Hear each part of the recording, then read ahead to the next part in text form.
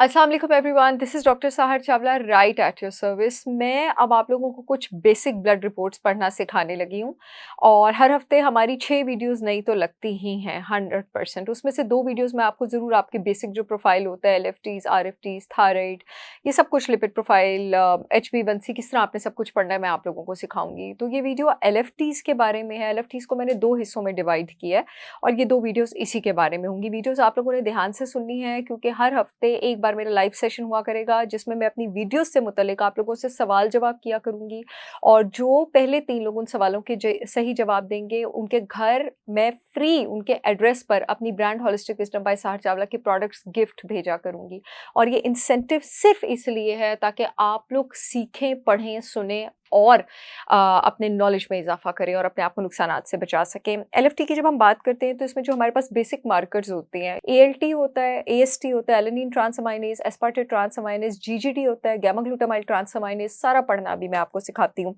ALP होता है alkaline phosphatase आपके पास, उसके बाद बिलिरुबिन होता है, एल्ब्यूमिन होता है और प्रोथ्रोम्बिन टाइम होता है। एएलटी की जो नॉर्मल वैल्यूज होती हैं वो 3 से 40 के बीच होती हैं, एएसटी 3 से 30 के बीच होती है इंटरनेशनल यूनिट पर लीटर और उसके ऊपर सारी नॉर्मल रिपोर्ट्स, नॉर्मल वैल्यूज जो हैं वो दी होती हैं। इससे इस पर मैं टाइम वेस्ट नहीं करूंगी। अभी मैं आपको जो पढ़ना सिखाऊंगी उसको आप उसकी नॉर्मल वैल्यूज से कंपेयर जो है वो करेंगे। एलएफटीज को एक्चुअली हम 2 हिस्सों में डिवाइड कर सकते हैं। जो आपका पहला हिस्सा होता है वो पहले 4 एंजाइम्स पर होता है, एएलटी, एएसटी, एएलपी और जीजीटी। और जो दूसरा हिस्सा होता है वो उसके आखिरी 3 हिस्सों पे होता है, बिलिरुबिन, एल्ब्यूमिन और प्रोथ्रोम्बिन टाइम। जो पहला हिस्सा है आपके एलएफटीज का, जो पहले 4 मार्कर्स हैं आपके पास, उससे आप पढ़ के ये बताएंगे कि कहीं डैमेज जो है अगर वो खराब हो, ऊपर नीचे हो, लिवर में है, उससे ये पता लगता है। और जो आखिरी 3 मार्कर्स हैं उससे आपको ये पता लगता है कि लिवर जो प्रोटीन्स बनाता है और जिन प्रोटीन्स को वो प्रोसेस करता है, उन प्रोटीन्स को इस काबिल बनाता है कि वो जिस्म में अपने फंक्शन परफॉर्म कर सकें, उसमें तो मसला नहीं है। पहले 4 मार्कर्स आपको जिगर के नुकसान के बारे में बताएंगे, आखिरी 3 मार्कर्स की रीडिंग्स जो मैं आप लोगों को सिखाऊंगी वो आपको लिवर की प्रोटीन बनाने के हिस्से में जो है वो बताएंगे। और मैं इस बारे में बात करने के लिए इंतहाई स्पेशलाइज इसलिए हूँ क्योंकि मेरी पोस्ट ग्रेजुएशन है ही बायोकेमिस्ट्री में, तो इस पर मेरी बहुत ज़्यादा ग्रिप है बायोकेमिकल लैब्स और रिजल्ट्स पे। अच्छा जी, अगर आपका एएलटी और एएसटी डिस्टर्ब्ड हो तो इसका मतलब है कि आपके पास जो डैमेज है वो जिगर के सेल्स को है। अगर आपका एएलपी और जीजीटी डिस्टर्ब हो, इस वक्त हम एलएफटीज को मैंने 2 हिस्सों में डिवाइड किया है, पहले 4 और आखिरी 3। पहले 4 के जो पहले 2 हैं अगर वो डिस्टर्ब हो तो लिवर का डैमेज है, और पहले 4 के जो आखिरी 2 हैं, ठीक है, अगर वो डिस्टर्ब हो तो इसका मतलब है कि लिवर जो आपका डाइजेस्टिव जूस और फ्लूइड निकालता है, बाइल, उसने एक नाली से जाना होता है, बाइल डक्ट से, और पित्ते में उससे कॉन्सेंट्रेट होना होता है। इसका मतलब है कि उस नाली में डैमेज है और इस डैमेज को मेडिकल लैंग्वेज में कॉलिस्टेटिक डैमेज जो है वो कहते हैं। अच्छा जी, अब एएलटी जो है, अब एएलटी और एएसटी की अगर हम बात कर लें, एएलटी आपके पास ज़्यादातर लिवर सेल्स में होता है, ठीक है? और जो एएसटी आपके पास वो लिवर में भी होता है, दिल के मसल में भी होता है, टाँगों और हाथों के मसल में भी होता है, किडनी में भी होता है, ब्रेन में भी होता है। इसका मतलब है कि अगर हम रिपोर्ट्स में किसी मार्कर की वैल्यू को ज़्यादा सीरियस लेंगे तो वो हम एएलटी को लेंगे, क्योंकि एएसटी दिल में, मसल्स में, किडनी और ब्रेन में भी मौजूद है, लेकिन लिवर में भी मौजूद है। तो एएलटी हमारे पास यहाँ पर ज़्यादा स्पेसिफिक रहेगा।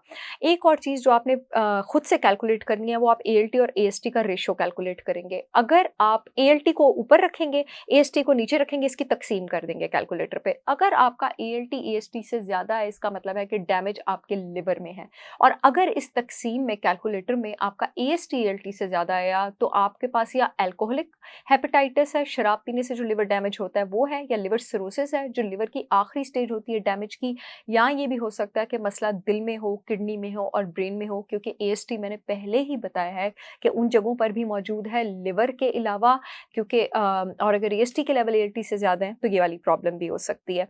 अब आपके पास अगर एएलटी एएसटी से ज़्यादा है तो लिवर डैमेज की क्या रीज़न हो सकती है? बहुत ज़्यादा मेडिसिन का इस्तेमाल हो सकता है, अल्कोहल हो सकती है, नॉन अल्कोहलिक हेपेटाइटिस जो आपको हो जाता है, वायरस की वजह से जो आपको हेपेटाइटिस हो जाता है वो हो सकता है, लिवर सिरोसिस भी हो सकता है। अब आ जाते हैं हम आखिरी 2 मार्कर्स की तरफ। अब आप अपनी रिपोर्ट खुद पढ़ना सीख जाएँगे, वीडियो 3-4 बार आपने सुननी है हर एक में, और इस पर से मैं सवालात भी पूछूँगी। एएलपी और जीजीपी पे। एएलपी अल्कलाइन फॉस्फेटेज़ आपकी बाइल डक्ट में मौजूद होता है, वो नाली जो लिवर से आपके पास लेकर जाती है आपका डाइजेस्टिव जूस आपके पित्ते में, और हड्डियों में भी मौजूद होता है। और जीजीटी जो है, गामा ग्लूटामाइल ट्रांसअमाइनेज, वो खासकर सिर्फ बाइल डक्ट में मौजूद होता है। मैंने पहले ही बताया था कि एएलपी और जीजीटी की वैल्यूज़ अगर चेंज होंगी तो इसका मतलब मतलब है डैमेज लिवर में नहीं है, डैमेज नाली में है या नाली में कोई ऑब्स्ट्रक्शन है, कोलेस्टेटिक डैमेज है। अगर खाली एएलपी रेज़्ड होगा तो हड्डियों का नुकसान है। अगर एएलपी और जीजीटी दोनों बढ़े हुए हैं, इसका कन्फर्म मतलब है कि आपके पास जो बाइल जूस है वो ठीक तरह फ्लो नहीं हो रहा, जॉन्डिस हो रहा है, बाइल डक्ट में ऑब्स्ट्रक्शन है, कोई पैंक्रियाटिक ट्यूमर भी हो सकता है, कुछ भी हो सकता है आपके पास, ठीक है? और अगर आपका खाली जीजीटी रेज़ है, तो वो तो होता ही बाइल डक्ट में, इसका मतलब यही है कि आपके पास बाइल डक्ट का डैमेज है। एक और रेशो, एक और तक़सीम मैं आपको बता देती हूँ, जिससे आप बिल्कुल अंदाज़ा लगा सकते हैं कि जो नुकसान है वो लिवर में है या फिर आपके पास बाइल की नाली में है।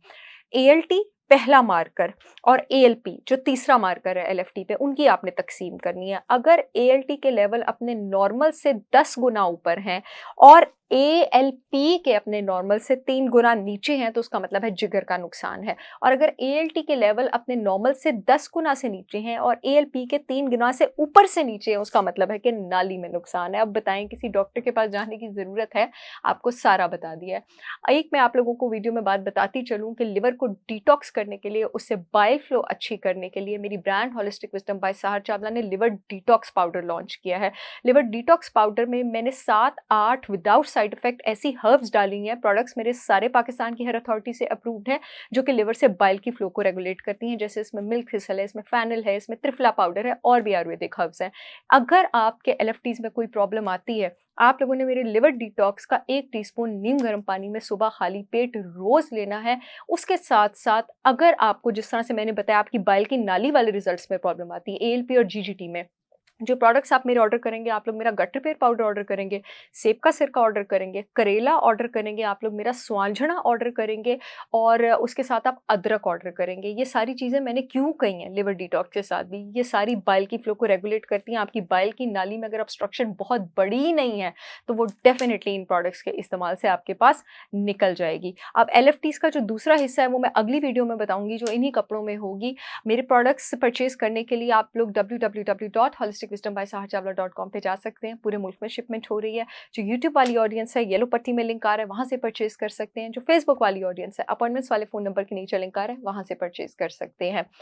लाहौर को खुशखबरी सुनाती चलूँ, मेरे प्रोडक्ट्स लाहौर में 3 लोकेशन पर अवेलेबल हैं। अमाना मॉल में फर्स्ट फ्लोर पर चिल्तन प्योर के आउटलेट पर, ऑर्गेनिक विलेज डीएचए में चिल्तन प्योर के आउटलेट पर और डिफेंस में एच ब्लॉक में अल-फतह के ऑपोजिट जो चिल्तन प्योर का आउटलेट है, वहाँ पर भी मेरे प्रोडक्ट्स अवेलेबल हैं। I will see you all again, तब तक के लिए अल्लाह हाफ़िज़।